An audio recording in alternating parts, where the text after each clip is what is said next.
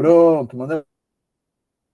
Joia. Então, vamos iniciar agora a segunda etapa, né, do primeiro seminário do NEPA, e o primeiro tema da tarde, identidade psíquica em adolescentes, decodificada pela abordagem One Health. A minha apresentação, meu nome é André Calvani, já fui adolescente, a foto ao lado está aqui para comprovar, saudade dessa época em que não tinha depósito de gordura, ou lípides, né, mas está ótimo. E sou psicanalista, também formado pela EPC, atuo como professor e pesquisador na área de doenças tropicais e também na área de psicoimunologia. Sou membro da confraria Psicanalizando no Divã e integro o projeto social, como alguns aqui presentes, a Escuta Cuidadora. E, obviamente, acabo participando de algumas atividades extensionistas junto a universidades, escolas, envolvendo saúde mental, principalmente adolescentes. Bom, pegando o ponto principal do nosso título, né, concepção One Health, para que a gente possa entender o adolescente, o que é o One Health? A tradução nítida seria uma saúde única, mas a gente mantém esse termo por uma questão prática, né, de descoberta. A ideia de você ter uma saúde única não é uma concepção nova, ela já existe desde a época de Hipócrates, e a ideia é, a saúde física do homem, ele está interligado com a sua saúde mental e com todos os elementos que participam do seu entorno. Então, essa é a concepção inicial e que veio atravessando alguns séculos, e o médico veterinário e epidemiologista Calvin Schwab, ele criou e cunhou esse termo para o nosso século, e que hoje é utilizado tanto na área de veterinária quanto na medicina, e agora a gente começa a trazê-lo para dentro da área da psicanálise. Então, One Health é exatamente o que vocês... Deixa eu colocar um pointer aqui. Oh, desculpa. Deixa eu colocar um pointer. One Health é exatamente essa imagem que vocês têm à esquerda, onde a interação do homem, num contexto natural, ou seja, a sua natureza, a natureza dentro da sua família, a natureza no seu bairro, na escola, ela integra o que a gente chama, então, de saúde. Então, nós não conseguimos enxergar o homem de forma individualizada, e sim apenas de forma integrada. Porém, essa mesma integração, ela se destaca, principalmente nos últimos séculos, pela emancipação do homem. No homem e o seu estado egóico, ele começa a criar uma supremacia.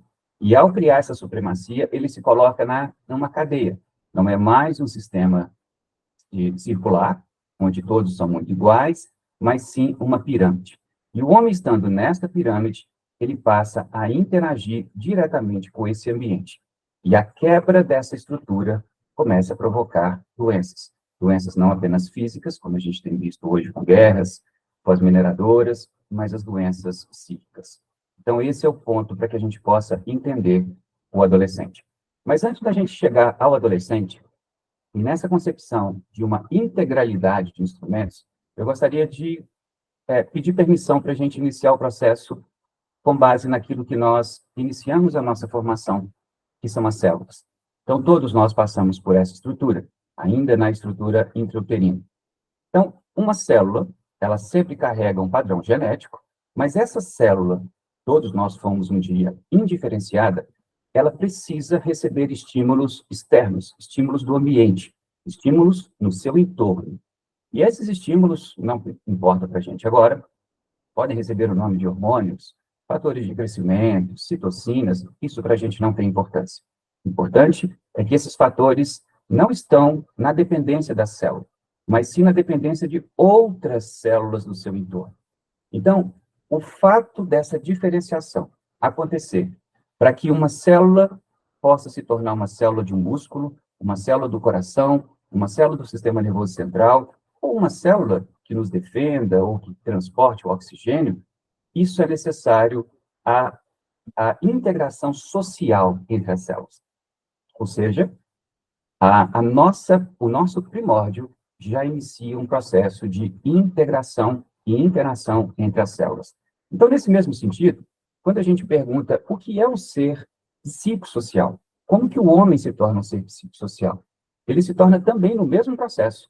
Então, a gente veio do One Health, a gente passa na nossa célula primordial, e agora a gente chega ao completo psicossocial. O primeiro ponto é a dependência. O ser psicossocial, ele é dependente. Nós somos dependentes quando bebês, crianças, e nós vamos ser dependentes até o último dia da nossa vida. É claro que essa dependência, ela segue níveis diferentes. Muitas vezes a dependência social, a dependência afetiva, e às vezes, como acontece com o bebê, é uma dependência absoluta. Nós temos como ser psicossocial o processo do espelhamento, ou seja, nós precisamos ser aceitos pelo outro.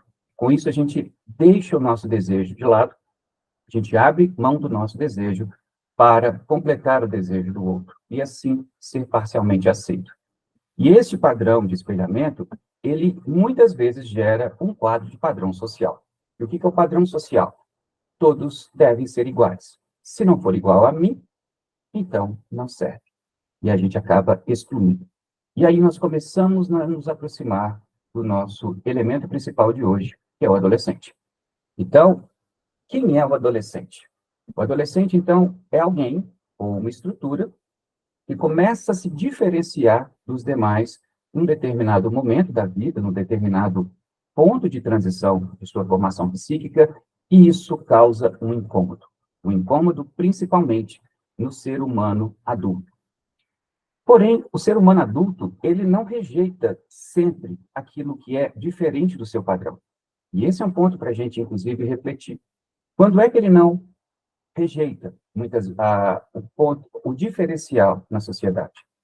Quando a gente se encontra, por exemplo, com crianças, né, e todos, principalmente aqueles que são pais, tiveram essa vivência, a criança, ela tem um padrão, uma alteração cognitiva muito diferente do que é esperado socialmente. A criança chora, a criança faz birra, a criança não quer se alimentar, muitas vezes porque o desejo dela não foi completo e ela simplesmente se revolta, porque ela ainda tem uma estrutura de uma área encefálica muito importante, que é a área límbica, onde a gente ainda tem uma estrutura extremamente latente, que é a amígdala cerebral. Vai acompanhar essa estrutura ao longo da infância, ao longo da adolescência e até na fase adulta. Porém, essa criança ainda não tem uma estrutura encefálica desenvolvida, ela não tem uma área do neocórtex, do córtex pré-frontal frontal desenvolvida. Só que o adulto, ele suporta a criança, ele suporta a birra. Ele pode impor alguns padrões de comportamento, mas ele suporta. Da mesma forma que a criança, quando nós nos identificamos com nossos pares, outros adultos, que também apresentam alterações cognitivas fora do seu controle, ou seja, quando existem hormônios interferindo. É a mesma questão de uma gestante, que vocês têm na imagem à esquerda. Uma gestante é uma mãe que cria desejos, que sofre uma ação hormonal e que percebe o seu corpo em transformação, muito parecido com um adolescente. Essa pessoa, muitas vezes, nem todas, obviamente, a gente aqui fala de uma forma mais geral, elas apresentam alterações de comportamento, tristezas, choros, alterações comportamentais ao longo do processo da gestação. No entanto, a sociedade entende isso. Entende que é uma alteração fora do controle, fora do padrão. Da mesma forma acontece com a menopausa. Então, a menopausa é um padrão de alteração hormonal e que a sociedade entende. Entende os comportamentos, entende a tristeza, entende todo o universo por trás dessas alterações. Quando a gente encontra, muitas vezes, outros adultos humanos que também entram num padrão que nós vivemos hoje do excesso, o excesso do trabalho, o excesso dos compromissos, nós também começamos a alterar nossos padrões cognitivos. Então, hoje a gente está muito evidenciado a síndrome de burnout, e essa síndrome, ela gera uma série de comportamentos, inclusive, não aceitos socialmente, de tristezas, de agressividade, padrões que normalmente fogem ao controle do indivíduo, mas ainda assim é um indivíduo compromissado, é um indivíduo que está passando por uma fase difícil e a sociedade aceita. Por fim, quando nós chegamos numa fase mais avançada da nossa vida, nós também apresentamos alterações cognitivas que são bem aceitas socialmente. Então, muitos idosos, eles começam a perder o filtro, até pela questão da vivência, da experiência, e eles começam a falar aquilo que talvez socialmente nós não falássemos. Então, eles começam a ser muito transparentes, parecido com crianças. Muitas vezes a gente tem alterações neurológicas, nós temos quadros de demência e que altera a cognição desses idosos. Mas a sociedade também consegue aceitar. Porém, quando nós chegamos numa fase de transição do ser humano, da criança para o adulto, nós temos dificuldade para entender que esse novo ser, esse novo indivíduo, ele precisa de uma nova identidade. Ele precisa de uma nova identidade destruindo a identidade anterior. E os hormônios estão imperando exatamente no corpo desses adolescentes. E além de imperar no comportamento neurofisiológico, ele também altera no comportamento físico. O corpo do adolescente não é mais o corpo que ele reconhecia, muito parecido com o corpo da gestante. Então, nesse sentido, a gente entende a adolescência como uma fase de lutar. Então, é o luto pela criança perdida, todas as características envolvidas dentro da infância, o luto pelos pais, que vocês comentaram bastante na parte da manhã, que é a perda do pai herói, do pai identidade, do pai, quando eu digo pais, né, pai e mãe, que sabiam tudo e que agora ele passa a criticar ou a questionar.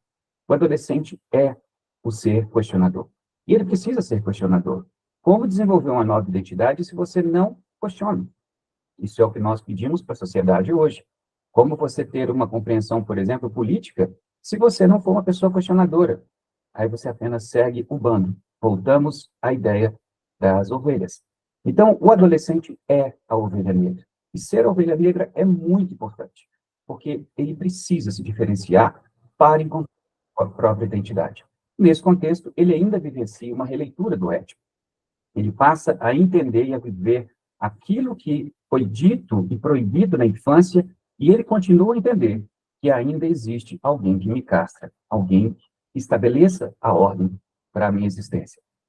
Por isso é que quando nós propomos aqui a ideia do One Health para o adolescente é exatamente essa estrutura, mas a gente não pode identificar o adolescente como um ser único, apenas alterações, por exemplo, hormonais. São alterações hormonais com uma perda e uma modificação do seu investimento libidinal, com uma nova identidade que se forma, que ele também não tem ideia de como vai ser. São adolescentes que começam a ter um conflito parental, e esse conflito, por incrível que pareça, muitos pais, infelizmente, eles aceitam como se fosse algo direto a eles, mas essa relação, ela é importante. Adolescente, de adolescente para adolescente, isso varia muito, claro. E também tem uma relação direta com a infância. Mas a quebra da relação parental é importante. E, com isso, ele tem uma alteração no seu ambiente familiar. Ele é, muitas vezes, excluído, ele é visualizado como aquele problemático.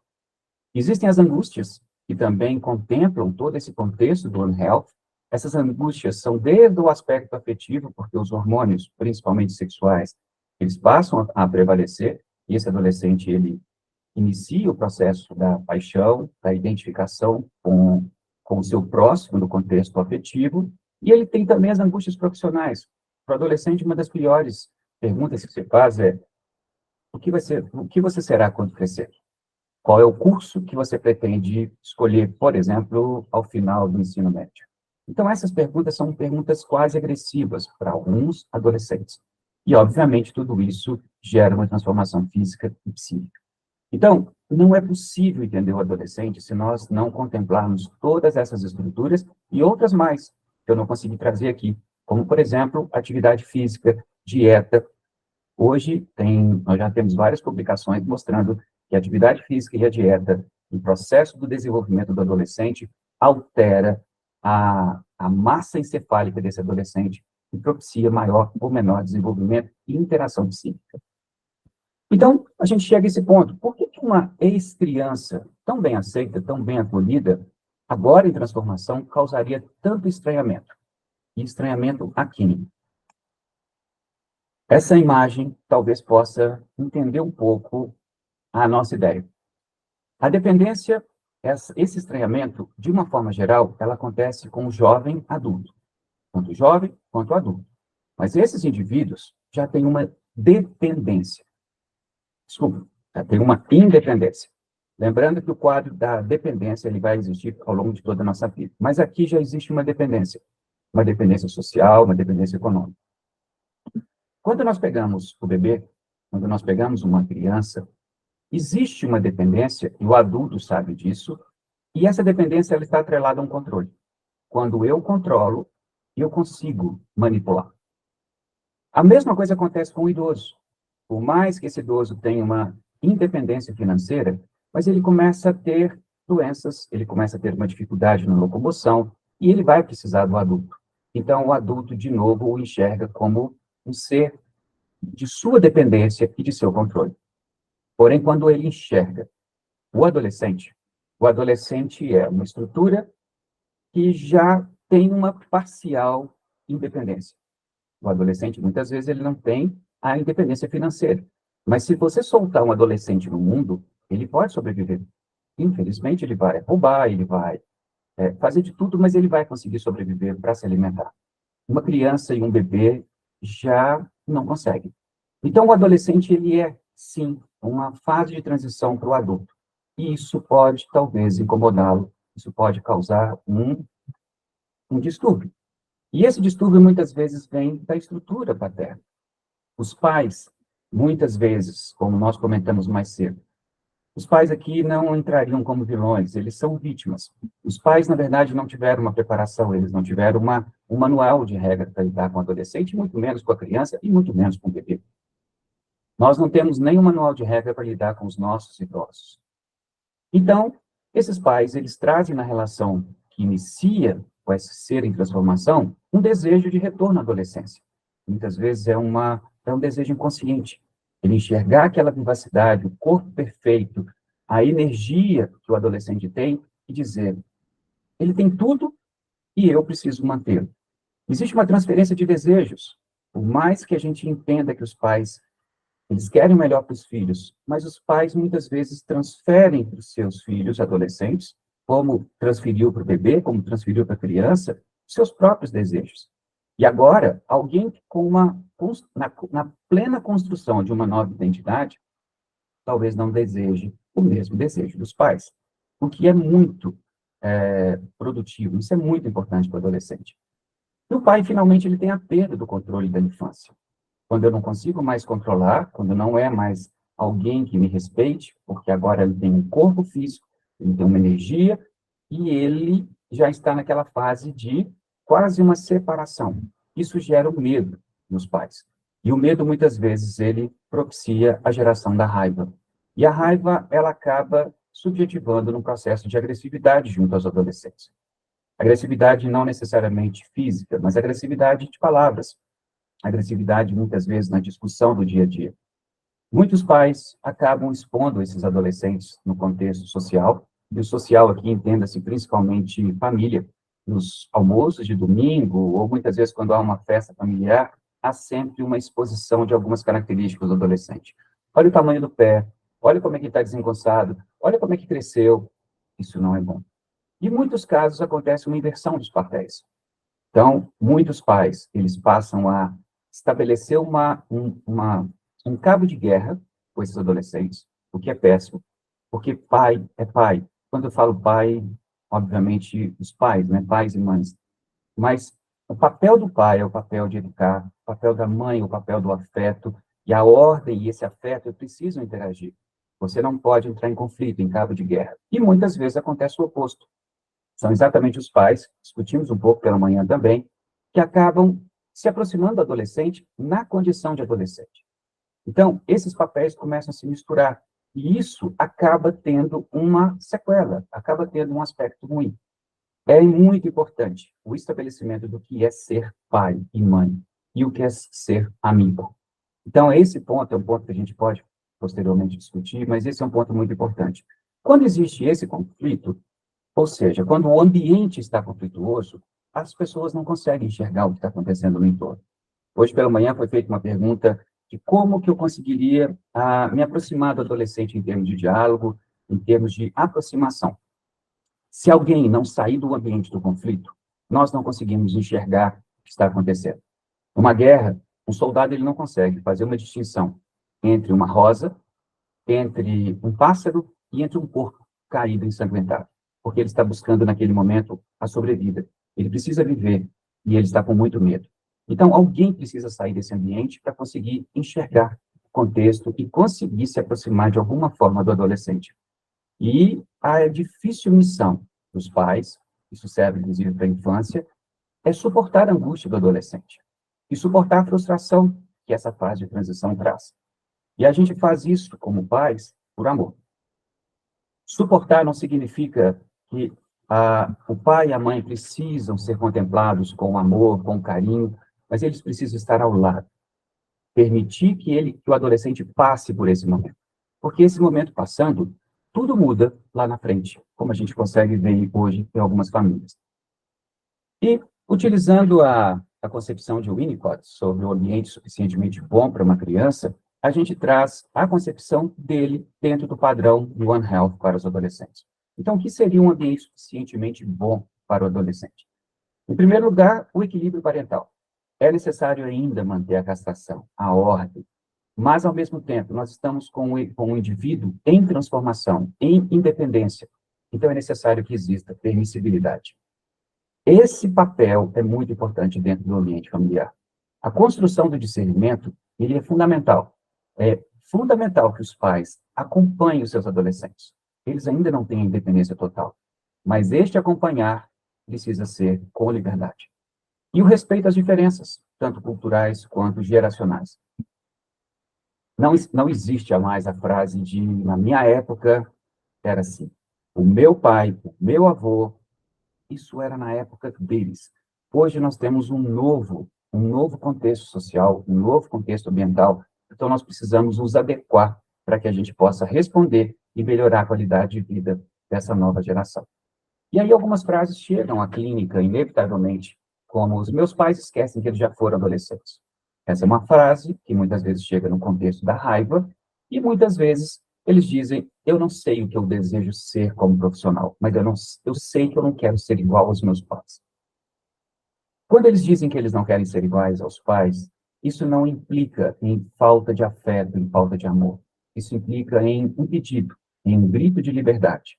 Então, essas duas frases são frases em que denotam exatamente, eu preciso ter a minha própria identidade. E não tem nada a ver com afeto. Qual é o problema dos pais? Todos os pais deveriam fazer análise. Porque quando a gente realiza a análise junto com o processo do adolescer, você consegue ter um filtro para dizer, eu não sou o elemento principal. Se não existe o amor vindo naquele momento, é porque está no processo de transformação. Mas ainda assim, eu estarei ao lado. Eu estarei ao lado para suportar, para acompanhar, e em algum momento isso vai passar. Como se, por isso que a gente fala, é fase de transição. Toda transição tem um início e toda transição tem um fim. Por fim, a adolescência é, portanto, uma fase essencial de estruturação da identidade psíquica. Mais do que essencial, ela é fundamental para o adulto que vai chegar. E quando nós, de alguma forma,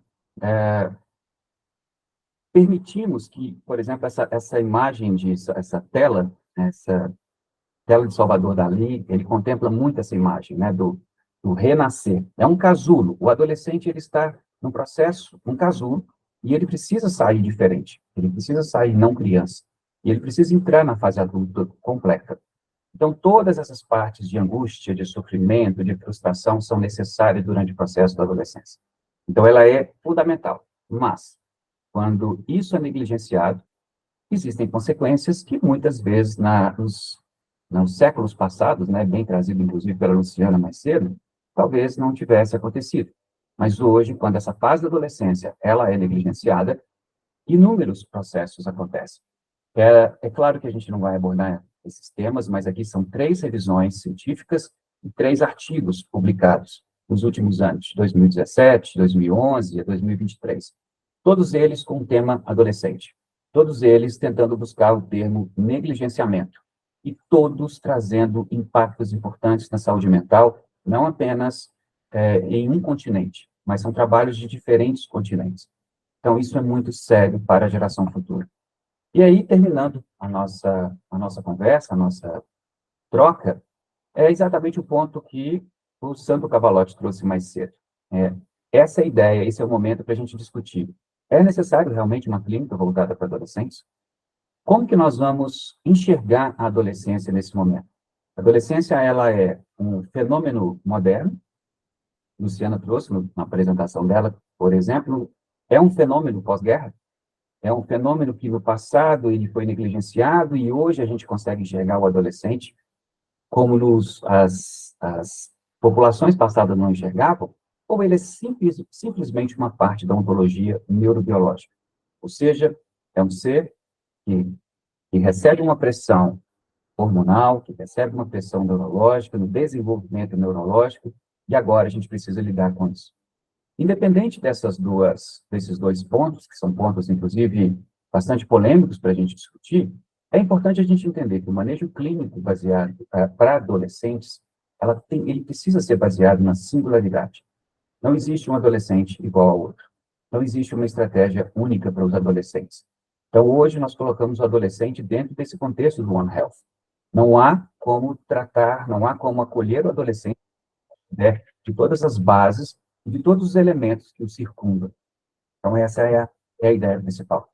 E, para finalizar, eu deixo essa frase, que a adolescência é uma fase que precisa ser vivida, e vivida intensamente, porque ela é essencial para a estruturação de si, não simplesmente alguma coisa que precisa passar muito rápido.